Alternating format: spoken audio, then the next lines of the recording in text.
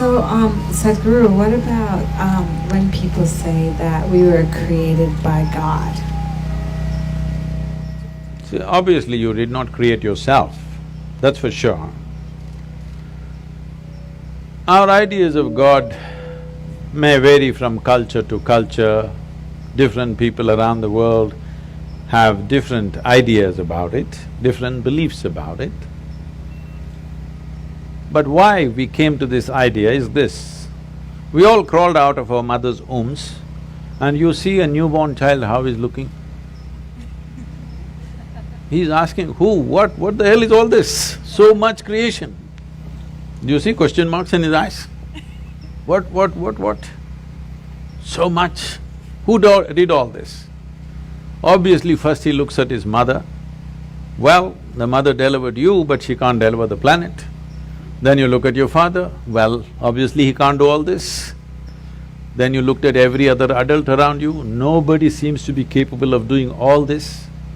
Then being human beings, we say, there is a big human being sitting up there, he does all this. I'm sorry ladies, he's a man.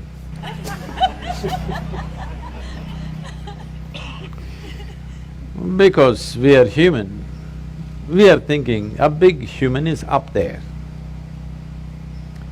But it's a fact that we did not create this, isn't it? Neither this nor this. We did not create this, we meddled with it. We meddled with it, we muddled with it, but we did not create it, for sure. So we need an explanation. This is a choice you have. Do you need an explanation or are you willing to explore? If you explore, you will come to one kind of situation within yourself.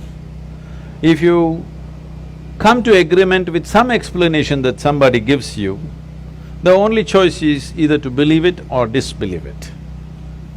If you believe it, you will become confident. It'll not bring any clarity, it'll bring you confidence. If you disbelieve it, you will be confused. If you're joyfully confused, it's very wonderful. But most people don't know how to handle their confusion joyfully. When they get confused, they make themselves miserable. But the most wonderful thing in human intelligence is to recognize what you do not know as you do not know. Everything that you do not know, you believe. This is a serious problem. We have done terrible things to each other simply because I believe this, you believe that. Continuing to do it even now, isn't it, across the world? Because I believe one thing and you believe something else. Now if I let you live, my belief will suffer. The best thing is you're dead. Yes because you believe something else is the truth and I believe something else is the truth, now both of us can't live in one place. We can pretend for some time. When it comes to real issues, we can't be in one place. Why is it it's so difficult? If you really have a working intelligence, you must be able to see what I do not know as I do not know, isn't it? Is it not very human and very wonderful to see what I do not know, what's the big deal about it? If you see I do not know is an immense possibility. Only when you see I do not know, the possibility of knowing becomes a reality. If you see I do not know, the longing to know, the seeking to know, and the possibility of knowing becomes a living reality. Everything that you do not know, you believe. You have to be only among your kind. If you are with another kind of people, either they should not exist or you should not exist, that's all it'll lead to. So this is something that we have to come to, because human intelligence is at its best when it does not know. If I just think I know, I will become stupid because I have my conclusions about everything. If I see I do not know, intelligence is full on, isn't it? You want to keep your intelligence in a working mode or a off mode? You saving it for another place? No, I want to know because it looks like that. A lot of people are saving it for elsewhere. No, you need it here. If you need it here, please look at this and see. When you see I do not know, you become very conscious, very aware, very alert. Is it true? Yes.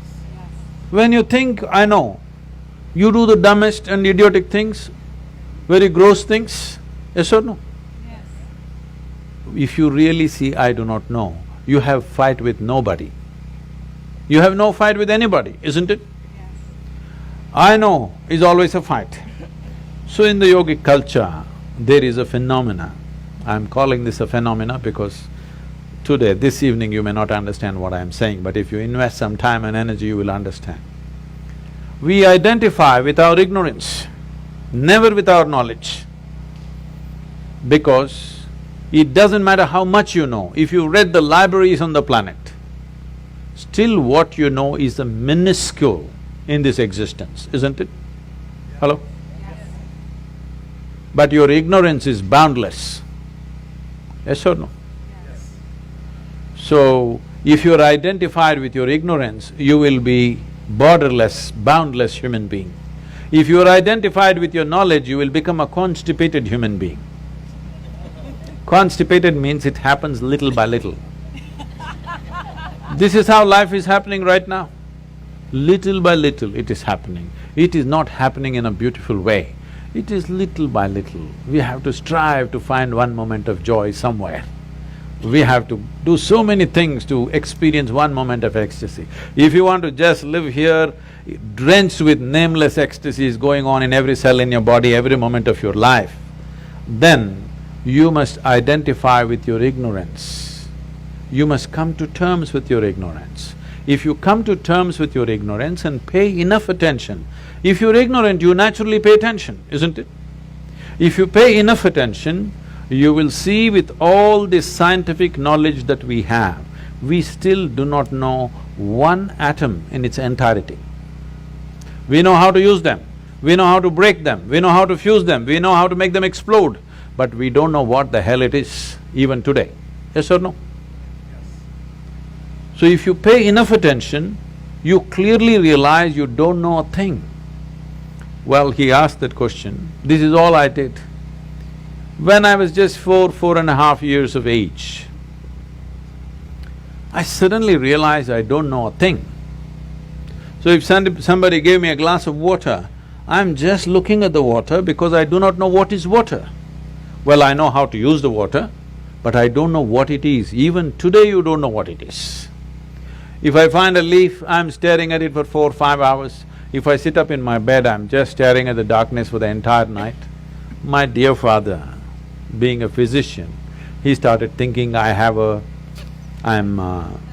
need psychiatric evaluation. So this boy is simply staring at something all the time. My problem is I look at this, I still don't know this, so I'm not able to shift my attention to anything else. If I look at this, I'm just looking at this because I've still not figured this out. So if you pay enough attention, this universe opens its doors only to those who pay enough attention. Whichever door has been opened for you in your life has opened because you paid attention to that dimension of life. Yes or no? Yes. That's the only way it works. Now, if your attention is such, it is not seeking anything, but it's simply attentive. It pays attention to everything. It does not decide an elephant is more important than an ant. It just pays attention to everything because this is the nature of creation. If you look at an ant, have you paid enough attention to an ant ever? I spent a lot of time with them. Believe me, it's one of the finest machines on the planet. Yes or no? If you had a car like this, you know, you could do all the California deserts effortlessly. It's such a fine machine, it's not a simple thing. If you pay enough attention to the ant, you will realize whatever created this ant, it did not pay any less attention to the ant than it paid to you. Yes or no? Yes. Then who the hell are you to decide who should get more attention and less attention? It is just that you have to sharpen your ability to pay attention, not to any particular thing, to simply pay attention. If you pay enough attention, Is it true this body, though you gave food from outside, this body was created from inside? Yes? So whatever is the source of creation must be functioning from within you, isn't it? Is it? So, when you don't know what is the nature of the source of creation, you may use in English language. In India we have many words. In this part of the world, you may call it God. It's just your explanation for the source of creation, isn't it? Because you have no explanation for the creation, you saying, God made this. We have 1,000 names for that, all right? But fundamentally, we are trying to explain the source of creation. Is it true in your experience, the source of this life's creation is functioning from within you? If it's functioning from within you, if it's somewhere up there and you missed it, it's okay.